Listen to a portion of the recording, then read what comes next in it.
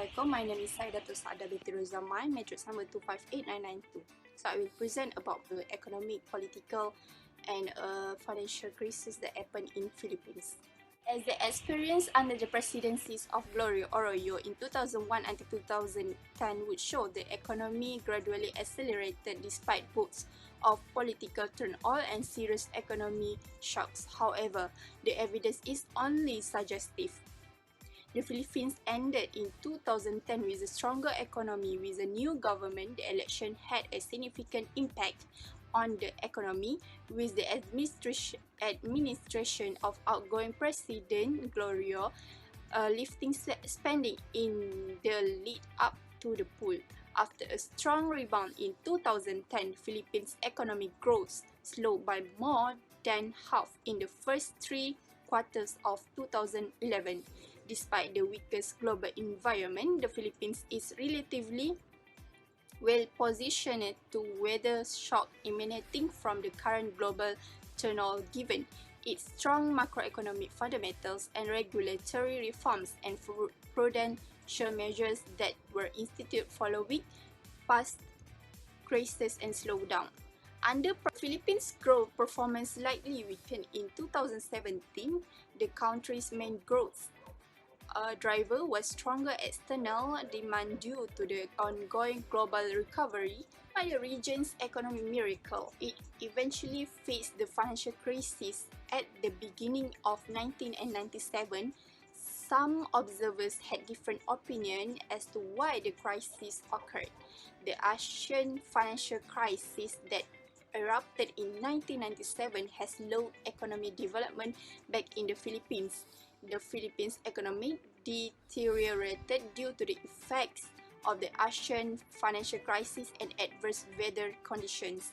In the last 30 years, has been called the segment of Asia, but in the wake of the crisis, the segment of Asia is more dynamic than any ASEAN country. Why the Philippines can overcome the economic downturn? Actually, the International Monetary Fund has played an important role. The Philippine banking system is more stable in the contribution of the IMF. Very good morning, everyone. My name is Lee Xiao Ting, metric number 253976. So, is the country in the financial trouble so that they have frequent IMF visits? Philippines' economic development has been uneven after the Second World War ended and changed from one of the richest countries among Asia to one of the poorest. So in 1962, the capital movement control have been eliminated, and in this time, IMF and US government were responses to offer $300 million loan immediately, and this had causing a large amount of capital to flow abroad, and this deficit result was funded by external loan to reaches $1.88 billion. So in February 1970, Philippines decided to reach an alternate agreement with IMF, which aimed to alleviating their long-term balance payment imbalances and almost balancing its budget. So for the major economic events implemented by the Philippines to maintain their growth rate, so they are involved in several activities conducted, which is agriculture, offshoring and outsourcing industry, and also shipbuilding and repair industry. So as for 2014, the agriculture accounted for 30% of the Philippine labor force and accounted 11% of the GDP. In year 2010, the Philippines was the fourth largest shipbuilding country. For example, their cargo ships manufactured are now exported to the country where the shipping operated is located. Hi, Assalamualaikum. My name is Nur Amalia Izati binti Dunut, matrix number 259012. Marcos regime in 1918 happened when Marcos had administered the Philippines for 21 years between 1965 until 1918 at the time of its overthrow. In 1969, Marcos challenged the rationale of Philippines to be re-elected in an electoral fraud. Marcos chose to impose a martial law in 1972 to pretense of combating subversion and general lawlessness. Political Philippine political parties often are coalition of powerful family.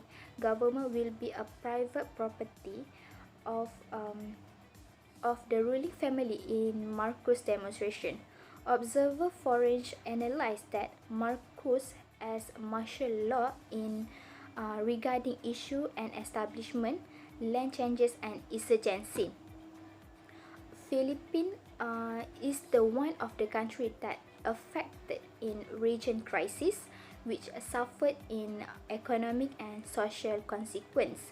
In the economic consequence crisis, Philippines damaged the on the financial sector, corporate fallout, bankruptcy declaration, that affect on social impact on the crisis on the of the crisis on employment, poverty, income distribution, and also environment. Assalamualaikum, my name is Mashtal binti Ahmad Afif, financial number F256252. I would like to continue the discussion with the impact of China's Belt and Road on the Philippines. Philippines, with its unique geographic benefit, is a perfect participant in the Belt and Road initiative. Here, I will point out three significant impacts of China's Belt and Road on Philippines. First and foremost, impact on volume of import and export. China has been the Philippines' biggest trade partner, the largest export market, and the largest source of import. As a proof, China has imported more than 2 million tons of tropical fruit from the Philippines. Second is impact on infrastructure. Philippines and China have agreed to work together on infrastructure over the next 10 years to enhance economic growth and strengthen their investment climate. The areas of cooperation in infrastructure in China and Philippines, such as transport, agriculture, and water resource management. Last but not least, progress on pupil-to-pupil exchange between two countries is also remarkable. There are a huge number of Chinese tourists who visited Philippines. Besides, Chinese government has agreed to accept English Philippine teachers working in China. I would like to move to the next discussion, which is Philippines anti-money laundering. Money laundering is a huge issue in Philippines.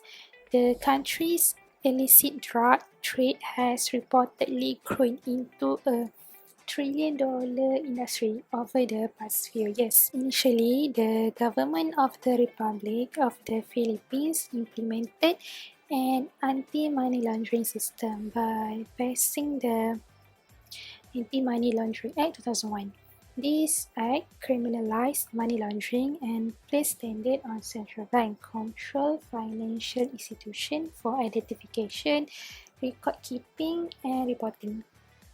Overall, the Philippines southern area is risky. Terrorism is perhaps the Philippines' greatest threat and remains to be an ongoing issue. The Mindanao, Sulu Archipelago, and Zamboanga Peninsula region are all known to be highly risky. Terrorism involves explosions that have resulted in damage to property, injuries, and death. Hence, such places can pose a higher risk for doing business, opening account for customer, or facilitating transaction because of this safety concern.